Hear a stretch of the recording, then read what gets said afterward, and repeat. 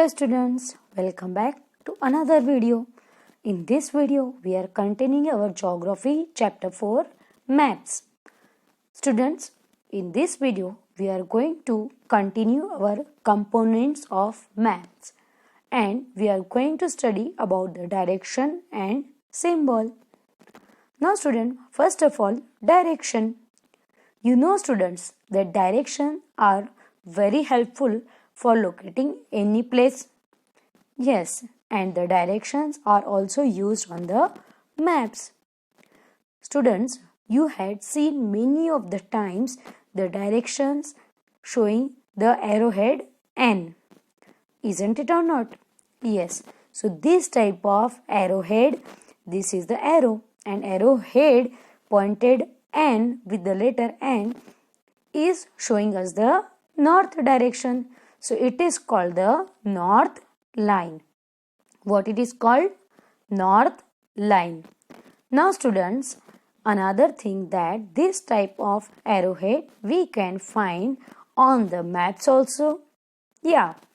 So maps also showing us this type of arrowheads. Students, so this north direction which is shown in this map, it is helping us to find the other directions also. Isn't it or not? N is shown. That means the north direction is shown to us. So other directions are east, south and west. Now students, these are the four main directions and they are called as the cardinal points or cardinal directions. Which are the four cardinal directions, students? Yes, north, east, south and west. Now students, these directions are showing us the main directions on any map. Okay, we can find it on the any map. Next thing which we are going to study, students, that is the intermediate directions. Now, intermediate directions are northeast, southeast, southwest and northwest. That means the direction which comes in between the two main cardinal directions, north and east. In between coming is the northeast. East and south in between coming the southeast. West and south in between coming the southwest. West and north coming between the northwest. So these are the intermediate directions. Now students, I hope you had understood about the directions. These directions are very helpful for us to find the location of any place on the earth. Now the next thing which we are going to study, that is the compass. Now students, this type of compass were earlier used by the navigators. Now these navigators, when they used to travel in the sea routes, they used to take this type of compass with them. So it is very helpful for them to find the direction of their destination point. And this instrument is having a magnetic needle in between it. And that magnetic needle, it is pointing towards the north and south direction. So with the help of that magnetic needle, we can find the direction also. Okay, so this compass we can take with us anywhere, any place. And nowadays students, you know that this type of compass application is also available in our mobile phones also. In our Android phones also we can find this type of compass is given which is showing us the direction. Okay, now students, I hope you had understood about the directions. Next which we are going to study, that is the symbols. Students, symbols, this is the third important component of a map. It is not possible to draw a map the actual shape and size of different features such as buildings, roads, bridge, trees, railway lines or well. So They are shown by using certain letters, shades, colors, pictures and lines. And these symbols give a lot of information in a limited space. So in the small space we can get the so many different types of informations. With the use of these symbols, map can be drawn easily and are simple to read. I hope you had understood that with the help of this type of symbols, we can understand the places also. Students, have you noticed many types of symbols on the roads also? That are the road symbols. Parking symbol is there, no horn symbol is there, different types of symbols are there. But these symbols which you can see on your screen, these are called the conventional symbols. And maps have a universal language that can be understood by all. There is an international agreement.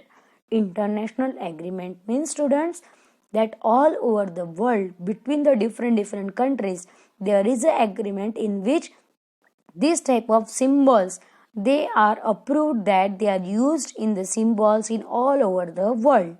So these are the conventional symbols. Okay. And students, many of the times different colors are also used to show the different landforms also, land features also. Like water bodies are generally shown by the blue color.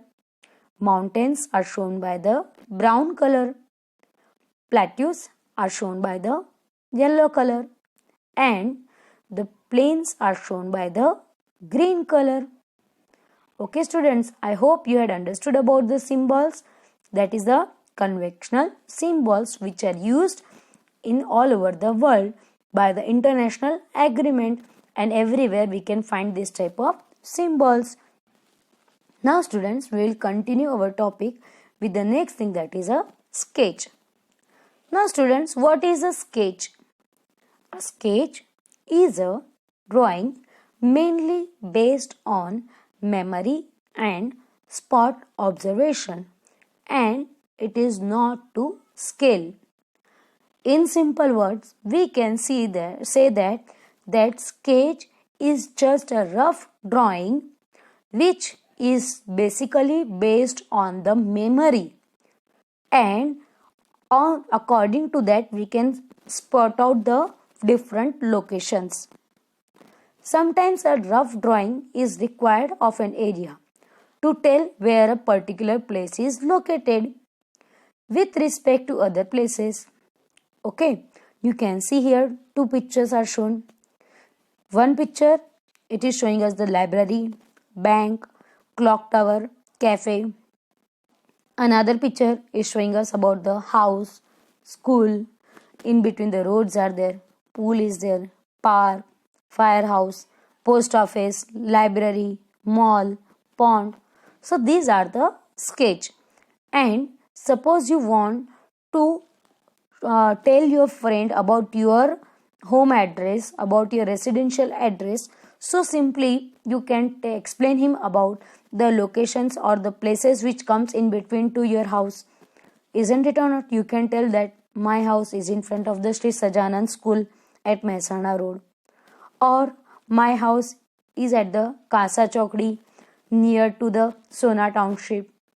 So this type of different types of explanations we can give with the help of sketch map also.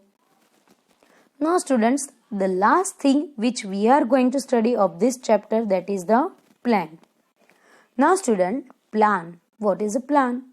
A plan is a drawing of a small area on a large scale. A large scale map gives lot of information, but there are certain things which may sometimes want to know. For example, the length and breadth of a room, which can't be shown in a map. So at that time we can refer drawings drawn to scale called a plan. Students, many times you had seen that whenever the new construction work is going on of any society or flat or any area. So that time the architecture, they used to prepare this type of plan, and it shows us, it tells us the miniature form of the original place. Isn't it or not? Miniature means the original place will be shown in the small form. So here you can see in this picture that it is a plan of a house, and here it is shown about the bathroom, its size square foot 48 square foot, then kitchen 140 square foot, living room 202 square foot, then balcony is shown there, hall is shown there. So different places which different rooms of the house are shown here in this plan. I hope students you had understood the map topic. In this lesson, students, we had studied about the different components of the map and about the different types of maps also we had studied. I hope you had understood the topic. Thank you.